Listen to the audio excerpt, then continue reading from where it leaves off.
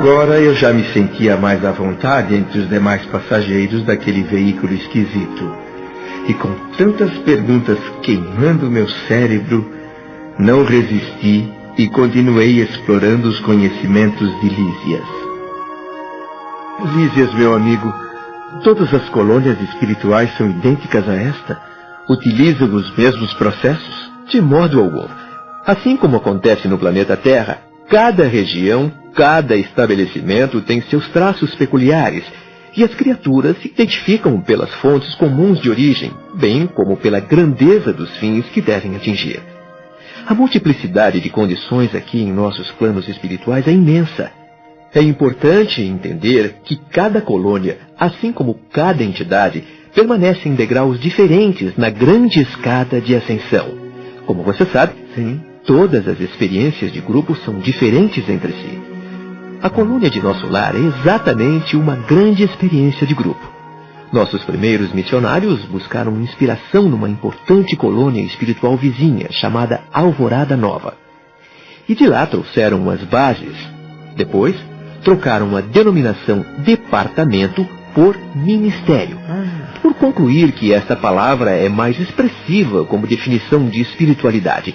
E somos frequentemente visitados por outros grupos em formação, que por sua vez vêm buscar conhecimento e orientação aqui em nosso lar. Mas cada organização tem suas particularidades próprias.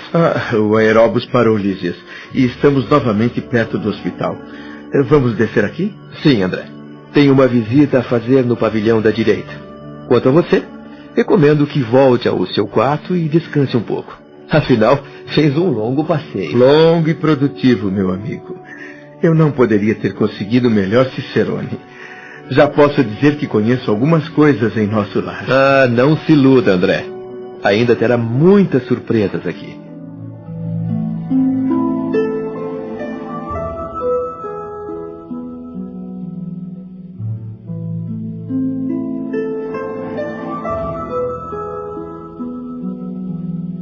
Essa melodia tão linda aqui em plena via pública.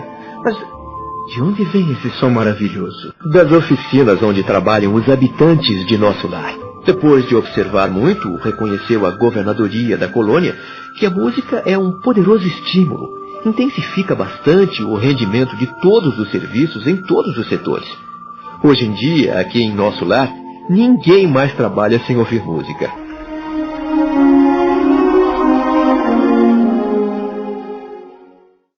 Se você não estivesse ocupado agora, eu iria explorar um pouco mais os seus conhecimentos, Lísias. Ora, podemos conversar enquanto caminhamos. Diga lá, o que você quer saber, meu amigo? Mais de uma vez eu tenho ouvido falar em umbral aqui na colônia. Frequentemente ouço referências a espíritos do umbral, e ainda não sei o que significa. Confesso que o meu preparo religioso na Terra foi muito precário. Mas desse umbral eu nunca tive notícia. Você ficou detido por lá durante tantos anos e diz que não conhece a região?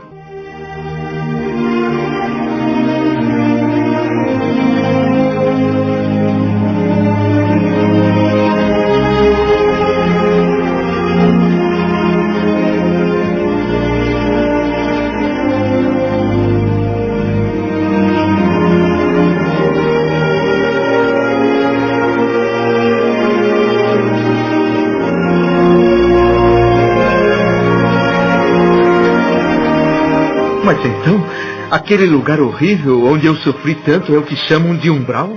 Como a própria palavra sugere. Umbral. Entrada. Linear. No nosso caso, é uma zona obscura que começa na crosta terrestre e tem um significado mais amplo. É a região de trevas onde ficam detidos aqueles seres humanos que deixam o planeta, mas não se resolvem a cruzar as portas dos deveres sagrados a fim de cumpri-los. São pessoas que se demoram no vale da indecisão, no pântano dos erros. São multidões imensas de desequilibrados a vagar sem rumo pelo nevoeiro escuro. Também no umbral se estendem os fios invisíveis que ligam as mentes entre si. Além dos desencarnados, existem ali as formas pensamento dos encarnados. Formas pensamento? Dos encarnados? O que vem a ser isso, Lísias? Todo espírito encarnado ou desencarnado é um núcleo irradiante de forças que criam, transformam ou destroem. Essas forças são exteriorizadas em vibrações que a ciência terrestre atual ainda não pode compreender. Quem pensa está fazendo alguma coisa em algum lugar. E é pelo pensamento que os homens encarnados encontram no umbral os companheiros que afinam com as tendências de cada um. Toda alma é um ímã poderoso. Há uma extensa humanidade invisível que se segue à humanidade visível. Os missionários do Ministério do Auxílio são verdadeiros abnegados. Assim como os bombeiros nas grandes cidades da Terra enfrentam as labaredas e a fumaça no combate aos incêndios, as nossas equipes de socorro se embrenham pelas trevas do umbral em perigosas missões de resgate. Encontram fluidos pesadíssimos, remetidos incessantemente por milhares de mentes desequilibradas na prática do mal ou terrivelmente flageladas nos sofrimentos retificadores. É necessário muita coragem e muita capacidade de renúncia para ajudar a quem nada compreende do auxílio que se lhe oferece. Mas serão tantos assim os perversos, os ignorantes, os que fogem das obrigações? Quando o espírito reencarna, se compromete a cumprir o programa de serviços do Senhor. Acontece que depois de reencarnado, já vivendo suas experiências no planeta, raramente consegue superar o próprio egoísmo. Não se livra do ódio aos adversários, nem da paixão pelos amigos. Mas ódio não é justiça, nem paixão é amor. São excessos que resultam em prejuízo para a economia da vida. O dever cumprido é a porta que atravessamos no infinito rumo à união com Deus. Portanto, quem foge, quem se esquiva e não honra o compromisso assumido, terá essa bênção adiada indefinidamente. Minha quase total ignorância dos princípios espirituais não me deixa entender em profundidade esses ensinamentos, meu amigo. Por exemplo, imagine que cada um de nós, renascendo no planeta, somos portadores de uma roupa suja para lavar no tanque da vida humana. Essa roupa suja representa a soma de todos os erros cometidos por nós em experiências anteriores. Nessa nova oportunidade terrestre, porém, esquecemos o objetivo essencial, que é a lavagem, e manchamos ainda mais a roupa, que por sua vez já está imunda. O que resulta disso é que a dívida vai crescendo, nos transformando em escravos e encarcerados por nós mesmos. Quando o homem está na condição de espírito desencarnado e demonstra incompatibilidade com o meio espiritual pela sujeira que carrega, deve retornar ao mundo para a devida limpeza. Se não realiza essa limpeza enquanto encarnado, acumulando ainda mais imundície, como pode voltar ao meio espiritual se está numa situação ainda pior? O umbral, então, funciona como uma espécie de zona purgatorial, para expurgo, esgotamento de resíduos mentais. Ali se queima a prestações o material deteriorado das ilusões que a criatura adquiriu por atacado enquanto ia menosprezando as sagradas oportunidades de cada existência terrena. A imagem é perfeitamente clara, meu amigo. Acho que posso entender. A providência divina tem muita sabedoria. Mas, se essa região fica assim, digamos, tão próxima da Terra, o que separa as criaturas que vivem por lá dos homens encarnados? Leis vibratórias, meu amigo. Essa região obscura é de grande interesse para o homem encarnado. No umbral se concentra tudo que não tem finalidade para a vida superior. São legiões de almas ignorantes, revoltados de todo tipo, desesperados, infelizes, malfeitores e vagabundos de várias categorias. É zona de verdugos e vítimas, de exploradores e explorados. Mas nesse caso, por que não são, como é que eu vou dizer, punidos?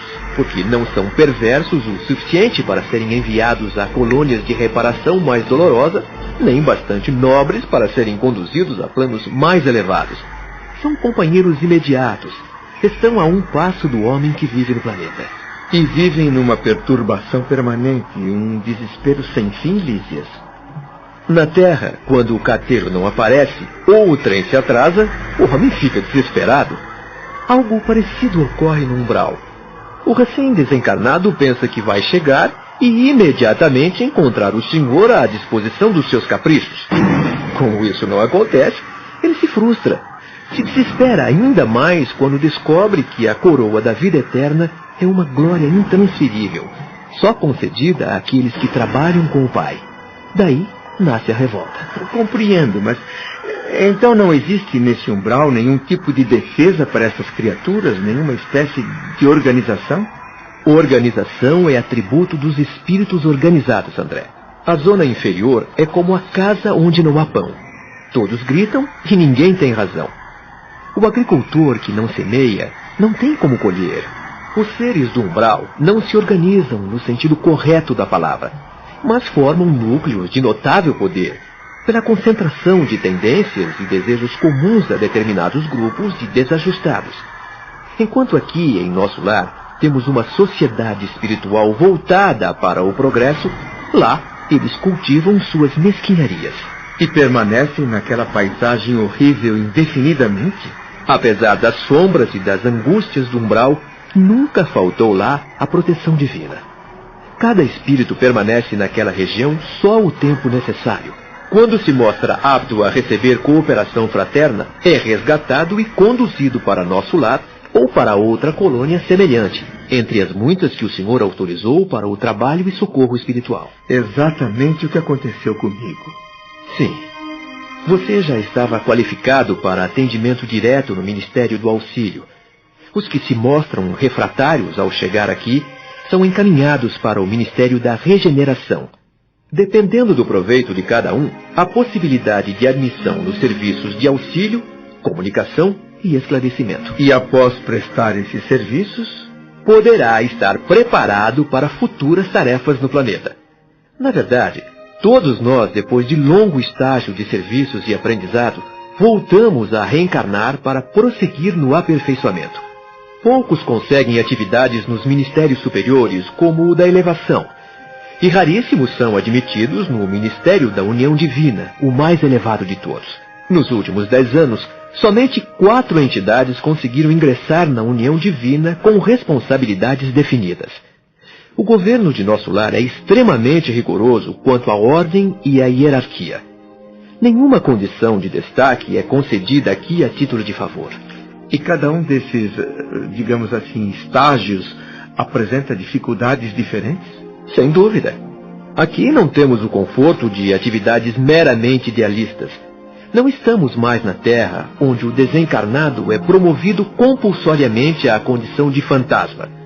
Em nosso lar, o serviço em todos os níveis é real e ativo. As tarefas de auxílio são laboriosas e complicadas. No Ministério da Regeneração, o trabalho é pesadíssimo. Na comunicação, é preciso alta noção de responsabilidade individual. No Ministério do Esclarecimento, devemos juntar enorme capacidade de trabalho com valores intelectuais profundos. O da elevação exige renúncia e iluminação. O da união divina requer conhecimento justo e sincera aplicação do amor universal. Mas que extraordinária capacidade de trabalho, Lísias! Como atingir essa condição de incansável? Assim como a lei do trabalho é cumprida com rigor, a do descanso também é rigorosamente observada aqui em nosso lar, André.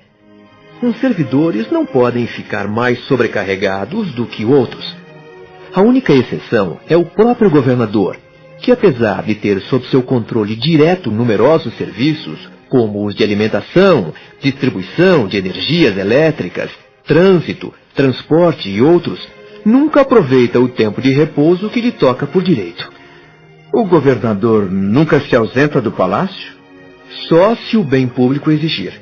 Em geral, ele usa seu período de descanso após orar com o povo nas tardes de domingo no grande templo para visitar o Ministério da Regeneração. Como você já deve ter notado, lá é o ponto de maior concentração de perturbados da colônia, porque muitos dos abrigados mantêm sintonia com os infelizes irmãos do umbral. Nessas visitas, o governador leva seu carinho e orientação às enormes legiões de espíritos sofredores. Meu querido amigo Lísias, desejo muito trabalhar junto dessas legiões de infelizes. Quero levar a elas o pão espiritual do esclarecimento. Será que você se sente com o preparo indispensável a semelhante serviço, André?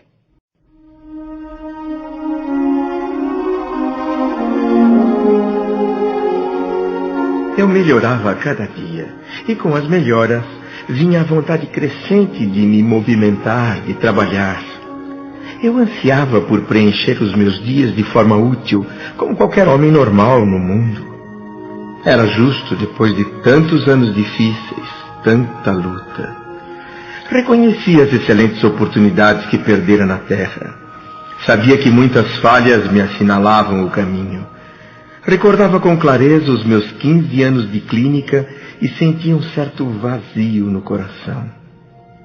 Mas agora me sentia como um vigoroso agricultor em pleno campo e com as mãos atadas, impedido de atacar o trabalho. Estava cercado de enfermos e não podia me aproximar deles, como em outros tempos, reunindo em mim o amigo, o médico, o pesquisador. Ouvia gemidos incessantes nos apartamentos vizinhos e não me era permitido nem mesmo atuar como simples enfermeiro e colaborador nos casos mais graves. Desejo não me faltava, porém minha posição ali era demasiadamente humilde para me atrever. Os médicos espirituais dominavam técnicas diferentes. Enquanto eu estava na Terra, sabia que meu direito de intervir começava nos livros lidos e nos títulos conquistados. Mas naquele ambiente novo, a medicina começava no coração e se exteriorizava em amor e cuidados fraternais. Qualquer enfermeiro, dos mais simples em nosso lar, tinha conhecimentos e possibilidades muito superiores à minha ciência. Inviável, portanto, qualquer tentativa de trabalho espontâneo de minha parte. Seria uma invasão de seara alheia. Contudo, a necessidade de fazer alguma coisa me pressionava e, como sempre, expus minhas aspirações ao amigo Lísias, que me aconselhou procurar Clarencio. Disse o jovem que o ministro sempre perguntava por mim e que tinha interesse nos meus progressos. Isso me animou e trouxe novas esperanças. Assim que pude, fui à procura do ministro do auxílio.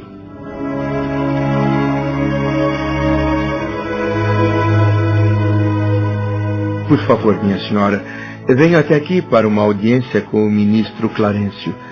Sabe me informar se devo aguardar nesta sala? Sim, senhor. Pode sentar-se. O ministro irá nos atender logo. Todas essas pessoas vieram para falar com Clarencio? Com certeza. Alguns vêm apenas para visitar, outros com solicitações de todo tipo. E há também aqueles que vêm agradecer. O senhor está em qual desses grupos? Temo que esteja no segundo, senhora... Idalina. Muito prazer. Muito prazer. Meu nome é André. Também às suas ordens, dona Idalina. Então se enquadra no segundo grupo que citei. Isto é, vem solicitar algo ao ministro Clarencio. Precisamente. Quanto à senhora? Também, embora não seja essa a primeira vez que aqui vem o senhor André. Conhece bem o ministro, imagino. O suficiente para saber que é um espírito extraordinário. Um verdadeiro santo. Nunca deixou de atender às minhas reivindicações. A que trago hoje, porém, é bem mais dramática. E confesso que... estou tão angustiada. Eu também, dona Idalina. Na falta de algo melhor para dizer... Bem, eu sugiro à senhora que tente manter a serenidade. O ministro lhe dará atenção, como sempre, seja qual for o seu problema. Ai, Deus o ouça, senhor André. Deus o ouça.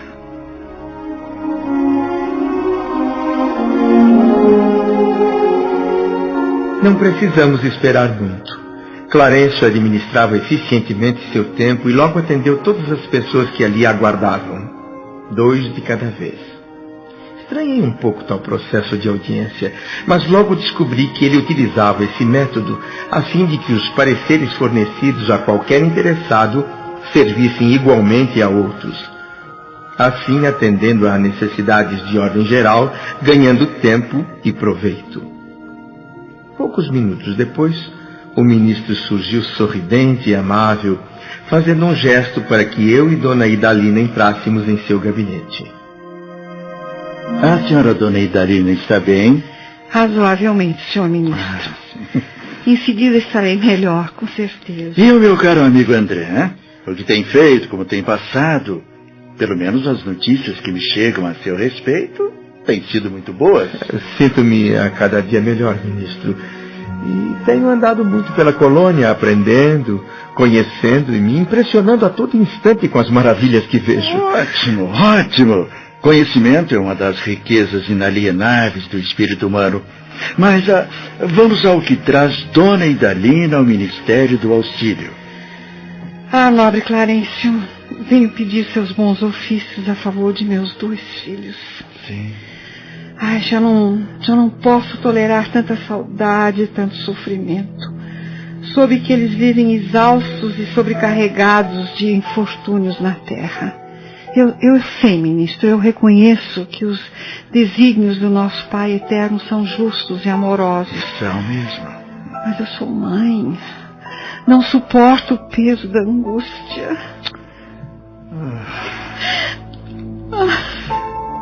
Mas se a irmã reconhece que os desígnios do Pai são justos e santos, o que lhe cabe fazer?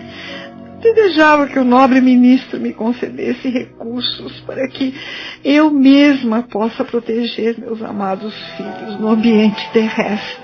Minha querida amiga, só no espírito de humildade e de trabalho é possível a nós outros proteger alguém.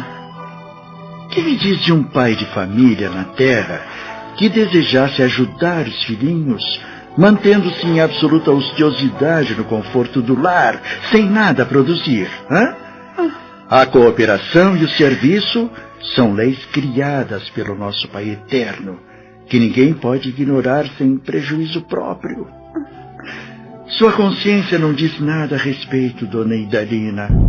Gostaria de saber quantos bônus hora a senhora poderá apresentar em benefício de sua pretensão. 304. É lamentável, lamentável.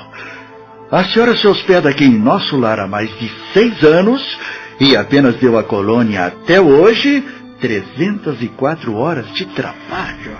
É que eu tenho dificuldades de adaptação, senhor ministro. Quando a senhora chegou a nosso lar, resgatada, depois de todos os sofrimentos em região inferior, tentei colocá-la numa atividade louvável na turma de vigilância do Ministério da Comunicação. Mas aquilo é um serviço intolerável. Uma luta incessante contra entidades perversas.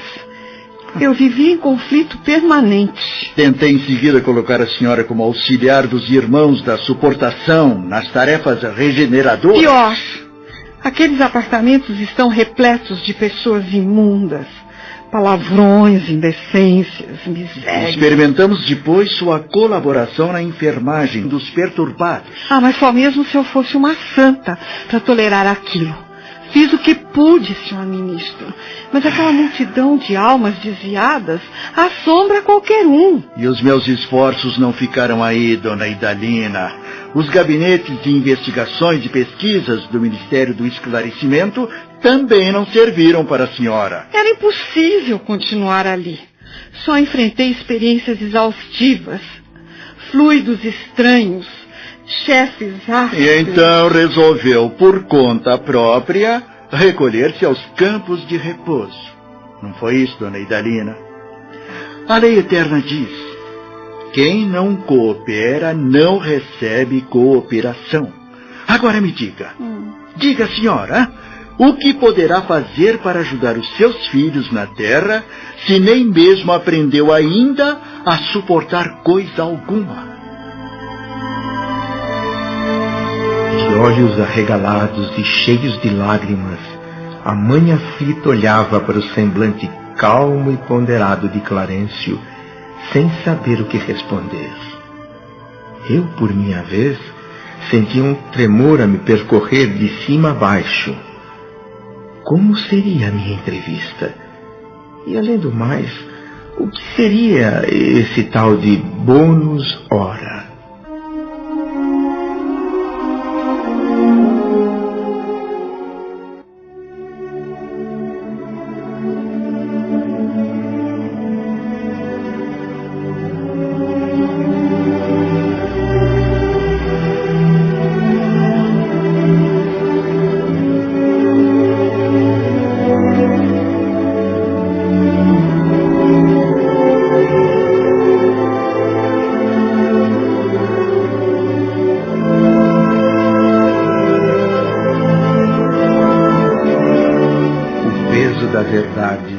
ensurdeceu a mulher. Dona Idalina só fazia chorar e esconder o rosto entre as mãos trêmulas.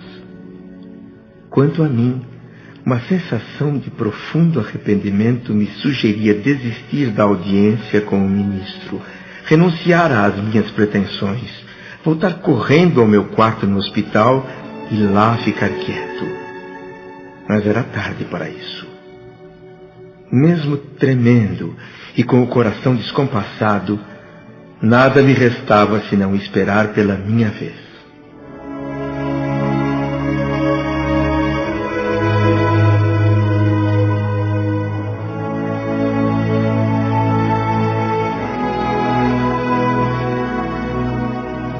Senhora Idalina, não duvido da sua dedicação aos filhos queridos, mas na condição em que se encontra, seria como uma mãe paralítica, incapaz de prestar socorro justo. Qualquer um de nós, para alcançar a alegria de auxiliar os amados, precisa da interferência de muitos outros a quem tenhamos ajudado por nossa vez. E se minha irmã nada acumulou de seu para dar, só pode contar com a contribuição amorosa dos outros. Mas como receber a colaboração desses outros se a senhora ainda não semeou nem ao menos um pouco de simpatia? Hã? O camponês que cultiva a terra tem a gratidão dos que saboreiam os frutos. O operário que entende o chefe exigente e executa suas determinações é o sustentáculo do lar em que o Senhor o colocou. O servidor que obedece e constrói conquista superiores e companheiros. Ninguém poderá ser útil aos que ama se não trouxer no coração a nobreza de saber servir. O trabalho e a humildade são as duas margens do caminho do auxílio. Para ajudarmos alguém, precisamos de irmãos que se façam cooperadores, amigos. Mesmo com o coração ferido e diante das mais pesadas dificuldades, cada qual deve saber que o serviço útil pertence, acima de tudo, ao doador universal. Volte agora aos campos de repouso, onde se abrigou ultimamente, e reflita. Voltaremos ao assunto mais tarde, com toda a atenção, senhora Idalina.